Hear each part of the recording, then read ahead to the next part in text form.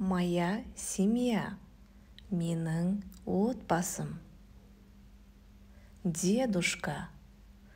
Ата.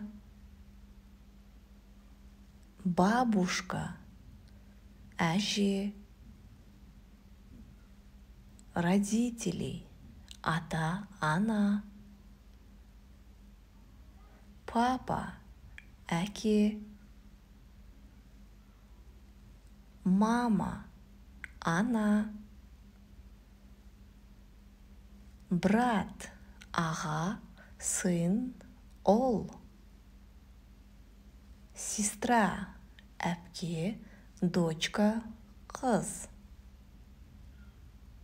Дядя. Аға, тетя, тәте. Племянник. Жиен.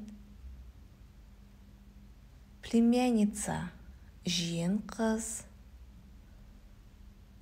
Кузин. Бөле. Спасибо за просмотр.